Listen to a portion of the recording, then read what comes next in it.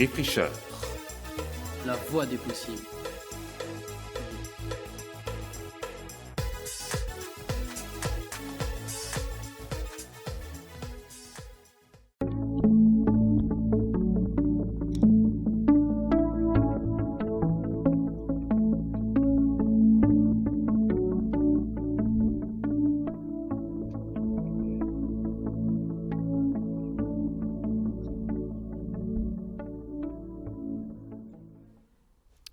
Bonjour, donc nous accueillons tout de suite Oxfam avec Jérémy, Clémence et Andrea qui sont venus exprès pour notre marathon radio des défricheurs. Et on va parler des droits de l'homme au travail et les engagements dans l'association Oxfam. Donc oui, on va parler des justices sociales dans le nord global et dans le sud global aussi. Vous êtes toutes les trois militantes au sein d'Oxfam qui fait à la fois partie du collectif Éthique sur l'étiquette à Strasbourg. Et Clémence, tout d'abord, je voudrais que vous nous racontiez là où les causes pour lesquelles vous vous êtes engagée au sein d'Oxfam et aussi dans le collectif Éthique sur l'étiquette. Oxfam, c'était une organisation qui me tenait beaucoup à cœur du fait de la pluralité des leviers qu'elle avait et des sujets auxquels elle s'intéressait. Initialement, c'est une association qui a été créée à Oxford durant la Seconde Guerre mondiale pour venir en aide aux civils qui mouraient de faim en Grèce.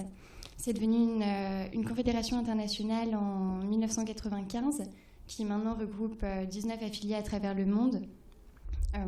On va avoir des actions pour répondre à des urgences humanitaires. On va pouvoir faire diverses choses, comme assurer l'accès à l'eau potable, le développement de systèmes d'assainissement, soutenir des agriculteurs paysans et des agricultures familiales. Donc tout un tas de choses qu'on va choisir en fonction des besoins des populations et qu'on établira selon les priorités qu'ils nous communiquent. Donc, en France, on est membre de la communication de la Confédération depuis 2006 avec un objectif qui est d'abolir la pauvreté parce qu'apporter un soutien vital à celles et ceux qui subissent de plein fouet la pauvreté, c'est naturellement essentiel, mais ce n'est pas suffisant. Donc, il faut pouvoir s'attaquer aux racines et aux causes profondes des problèmes pour apporter des changements durables. Et vraiment, à Oxfam, on ne pense pas que l'injustice ce soit une fatalité nébuleuse face à laquelle on serait forcément impuissant. Non, on croit que souvent les problèmes sont des conséquences directes de choix politiques et économiques. Et c'est pour ça qu'on propose plusieurs manières d'initier des changements. Donc d'abord par la production de rapports qui vont analyser les causes derrière les inégalités et la pauvreté. Donc en faisant des rapports, comme vous l'avez dit, sur par exemple les droits humains ou la justice sociale, aussi d'autres sujets comme les changements climatiques, les politiques d'aide publique au développement. Ensuite, on va aussi développer des solutions concrètes de long terme pour corriger des situations problématiques et faire reculer la pauvreté. Et enfin, en développant ces solutions auprès des responsables politiques et économiques. Donc, grâce d'une part aux actions de plaidoyer et d'autre part à la force de la mobilisation citoyenne. Donc, mobiliser, ça va passer par sensibiliser, informer et ensuite proposer des moyens d'action aux gens à leur échelle et de la façon dont ils peuvent s'engager. Donc, cette sensibilisation, elle se fait d'une part grâce à l'action des groupes locaux, mais aussi grâce aux magasins solidaires. On en a 5 en France et c'est vraiment un espace où on essaye d'informer les gens et de leur donner des informations. Donc nous, au groupe local de Strasbourg, on a une mobilisation citoyenne qui va beaucoup passer par soit le plaidoyer, soit auprès des décideurs politiques, soit le relais local des campagnes nationales. À travers donc des actions de rue, des tables rondes, des ciné-débats, des expositions et le relais d'informations sur les réseaux sociaux, faire signer des pétitions aux personnes et les encourager à se mobiliser en ligne pour interpeller les élus. Wow, c'est super vaste. Oui. D'accord, oui. Enfin, là, il y a déjà de quoi... on aurait pu inviter plein de d'autres bénévoles qui sont au sein de votre association. Justement, je voulais savoir, donc pour Andrea, pour vous, quel a été le déclic qu'est-ce qui vous a fait vous intéresser à cette association quelle thématique en particulier voilà, quels étaient les déclencheurs de votre action?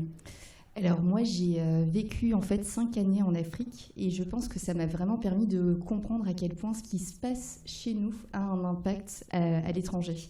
Voilà, très concrètement, c'est vrai qu'on était par exemple au Congo et là-bas on voit que quand on achète un téléphone portable chez nous, les minerais qui sont dans notre téléphone portable, ils proviennent de mines dans lesquelles travaillent des enfants ou des gens qui sont en quasi-esclavage. Et c'est vrai que du coup, quand on est rentré en France, je cherchais vraiment une association qui interviennent sur un peu la globalité des causes de cette misère, de cette pauvreté qu'on induit ailleurs. Et en regardant un petit peu, je me suis dit, tiens, Oxfam, j'en ai déjà entendu parler, il y a cette boutique en plus en ville qui est sympa, qui fait des choses. Et donc voilà, de fil en aiguille, je suis arrivée à Oxfam. Et j'en suis contente parce que c'est vrai que voilà, je trouve vraiment que je trouve que s'attaquer juste à l'écologie ou juste à, je sais pas, à l'injustice fiscale, c'est important, mais j'aime bien ce côté vraiment où on essaye de prendre les causes dans leur globalité et de se dire, tout ce qui se passe a de l'importance et il faut s'attaquer à tout ça en même temps parce que sinon on peut pas régler le problème. Oui, toutes les problématiques sont liées finalement. Exactement. Et donc, sur quelle thématique précise vous travaillez en ce moment Alors en ce moment, on travaille beaucoup justement sur les questions du textile, la fabrication du textile et notamment en Asie. Mais ça, je vais laisser plutôt Jérémy en parler parce qu'il va nous donner plus de détails. D'accord. Et donc oui, je pense que c'est la thématique qui a été annoncée dans les titres. 3 histoires vietnamiennes dans l'industrie du textile. Jérémy, vous allez nous raconter après ce que c'est exactement que ces 3 histoires. Mais pour l'instant, dites-nous pourquoi vous trouvez que c'est important d'agir depuis l'Europe, depuis Strasbourg, depuis la France, depuis Strasbourg, pour les droits des travailleurs et des travailleuses dans d'autres pays du monde. Oui, du coup, Oxfam, c'est une organisation du coup internationale. Donc on n'agit pas forcément que au niveau européen, on agit aussi au niveau mondial. Mais c'est vrai que pour Oxfam France, par exemple, c'est important d'agir depuis Strasbourg. Et je pense que ça a été indéniable quand les groupes locaux ont été mis en place que Strasbourg soit une des antennes parce que c'est le lieu du Parlement européen, des instances européennes et des décisions européennes. Donc je pense qu'on peut influencer les décideurs politiques aussi très efficacement depuis entre guillemets la capitale européenne. Voilà. C'est ce que vous appelez les plaidoyers? Oui, voilà, c'est ça, exactement. Le plaidoyer, on va rencontrer les politiques, on va leur parler de nos causes, de ce qu'on propose, et on va essayer de les faire changer d'avis s'ils ont des avis contraires, néfastes pour certains droits ou des violations. Enfin, on va essayer de les faire voter les bonnes choses, on va dire. Donc on peut parler des lobbies dans ces cas-là Oui, on fait clairement du lobbying, oui. Mais on va dire que c'est du lobbying positif. Positif, exactement. Oui. Très bien.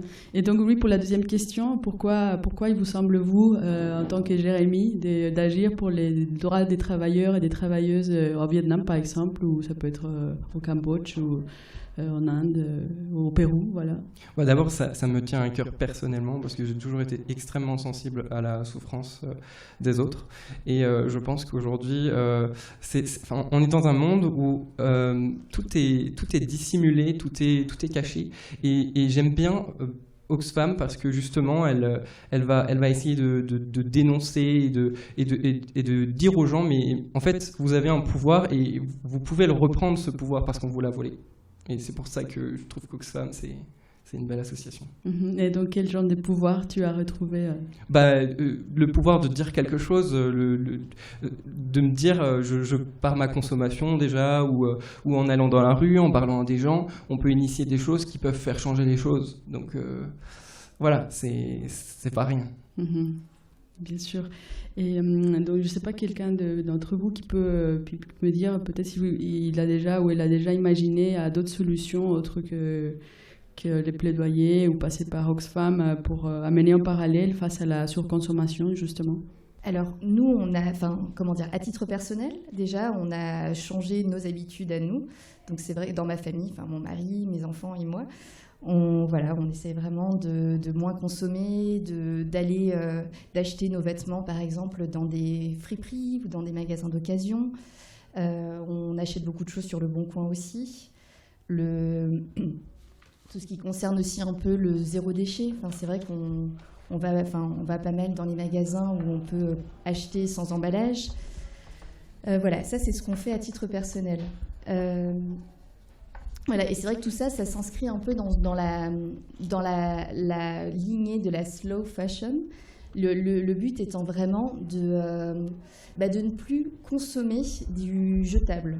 C'est vrai que voilà, là récemment, il y a l'ouverture du Primark qui est annoncée, et c'est vrai que on est assez impliqué sur l'ouverture de ce Primark, parce que c'est encore une boutique qui va ouvrir et qui va vendre des vêtements qui sont d'une qualité pas forcément très bonne, des vêtements qu'on va porter quelques fois, qu'on va laver quelques fois, et puis qui très vite vont se déformer, qui vont perdre leur couleur, qui vont boulocher, et donc qui vont se retrouver à la poubelle.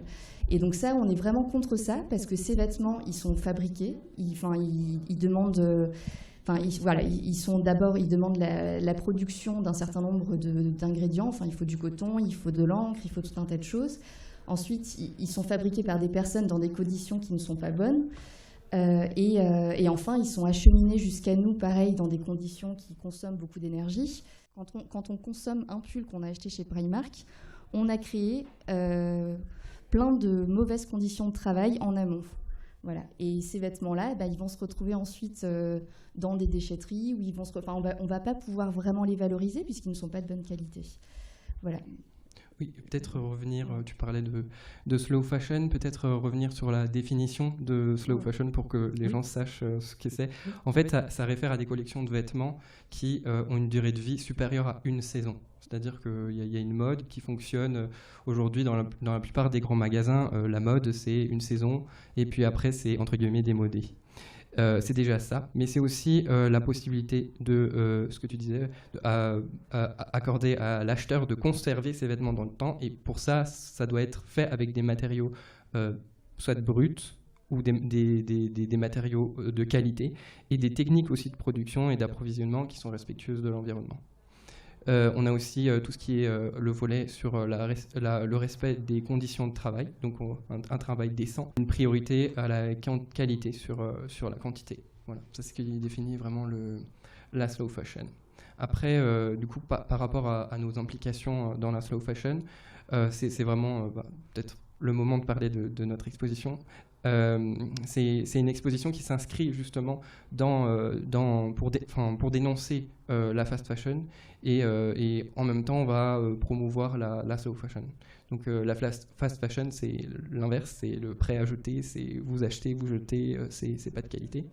Et en fait, à travers cette exposition, on a voulu donner la parole vraiment aux personnes concernées.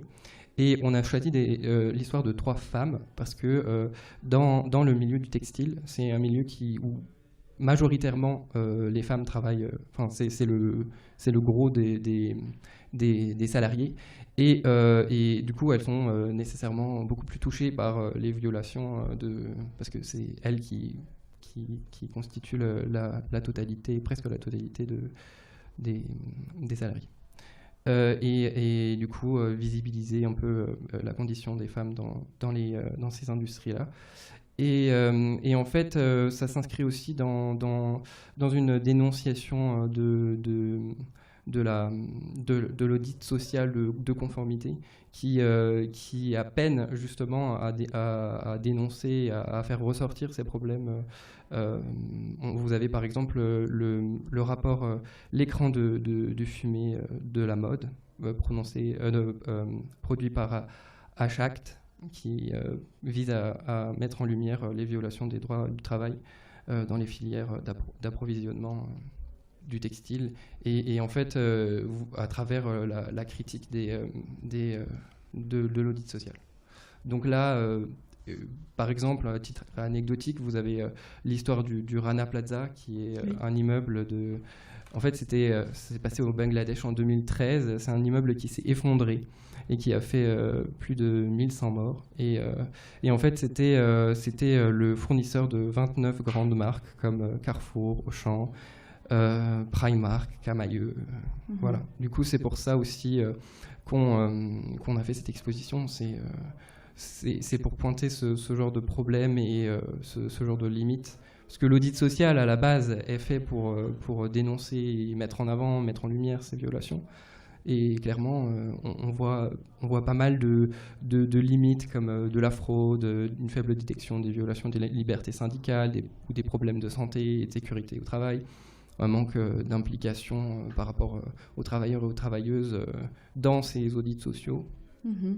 Voilà. Justement, par rapport aux syndicats, est-ce que vous accompagnez des syndicats, est-ce que vous accompagnez les travailleurs et de quelle façon vous maintenez un lien?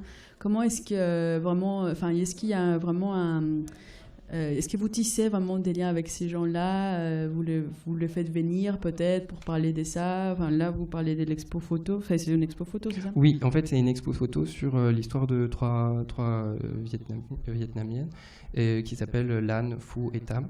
Et en fait, on a été sur place pour les interroger. En fait, vous avez l'histoire de Lan sur YouTube, où elle vous raconte son histoire, le fait qu'elle est éloignée de ses parents et de sa famille pour aller travailler dans ces industries-là, la vie compliquée qu'elle a loin de ses parents et séparée d'un de ses enfants. Enfin, c'est très compliqué comme situation. Après, au niveau du terrain, Oxfam France, on fait vraiment que du plaidoyer, de la sensibilisation citoyenne. Donc, nous, on n'accompagne pas, en France en tout cas, pas les syndicats de ce genre d'usine, mais je n'ai pas connaissance qu'on le fasse à l'international. Après, oui. Alors, à l'international, il me semble que Oxfam participe effectivement à des programmes d'aide avec des centres d'aide légaux pour les travailleurs et les travailleuses et des centres de développement et d'intégration, en tout cas au Vietnam. Je sais que c'est le cas. D'accord, ça existe. Je crois que c'est très important quand même d'être à l'écoute de ces personnes-là et de porter leur parole ici dans le Nord global, en Europe, en Occident. Il faut se faire responsable de toutes nos actions. Et pour finaliser, je voulais juste savoir pour notre public comment vous rejoindre, quelles sont vos prochaines actions, enfin déjà nous dire où se passe cette expo photo sur l'histoire des 3 femmes vietnamiennes dans l'industrie du textile, et oui, ensuite, où est-ce qu'on peut vous trouver? Du coup, par rapport à l'exposition, en fait, l'exposition est en phase de finalisation, donc elle n'est pas encore disponible et on n'a pas encore défini les lieux dans lesquels elle va s'exposer.